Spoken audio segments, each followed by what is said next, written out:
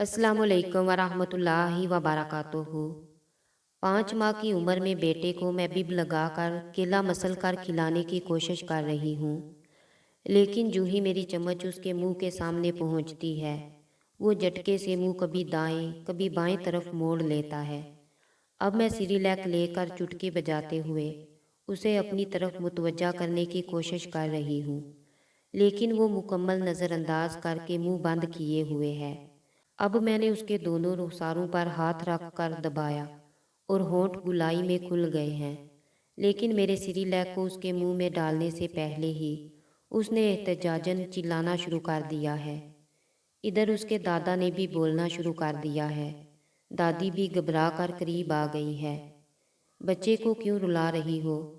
ये पहले बच्चे के तो लाड ही निराले होते हैं। आखिरकार थक कर उसे गोद में लिया और अब माँ की खुशबू और दूध की उम्मीद से उसकी किलकारियाँ अरूज पर हैं। अब बच्चा 5 साल का है।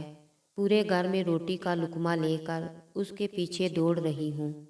जंगल में ज़ेबरा और शेर की कहानी सुनाते हुए मिन्नतों से एक एक लुकमा खिला रही हूँ। अब बच्चा 5वीं जमात में है।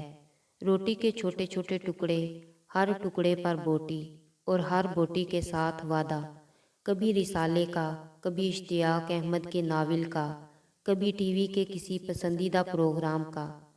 अब बच्चा 10 साल का है। अम्मी ये क्या पका कर रख देती हैं, मैं ये कद्दू और टिंडे नहीं खा सकता। अब बच्चा 15 साल का है। अम्मी पहले कस्टर्ड दे दें तब खाना खाऊंगा। अब बच्चा 20 साल का है। बेटा बंद करो रिसाला, ये खाने की बेहुरमती होती है। अम्मी जान इतना बदमज़ा खाना कैसे खाऊं? रिसाला तो इसलिए पढ़ रहा हूँ कि खाने की तरफ ध्यान ना जाए। अब बच्चा 26 का हो चुका है। उसकी शादी हो गई है। अब बेगम से फरमाइश, यार अम्मी से खाना पकाना ही सीख लो। अब बच्चा 30 साल का हो गया है। अम्मी प्लीज़ खाना आप खुद बनाया करें। अब बच्चा 35 का हो गया है। वाह, आज तो अम्मी ने सब्जी बनाई है, क्या बात है। अब बच्चा 40 का है। अम्मी प्लीज़ सिर्फ जाकर सालन को हाथ ही लगा दिया करें, इससे भी उसमें जायका आ जाता है। और मैं कहती हूँ वाह मेरे बेटे, अब जब हमारा चाल चलाओ करीब है, तब तुम्हें हमारी मोहब्बतों के जायके महसूस हुए हैं।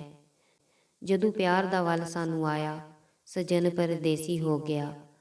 अब तो हमारे जाने के दिन हैं और ये तरसते हैं कि माँ के हाथ का खाना मिल जाए।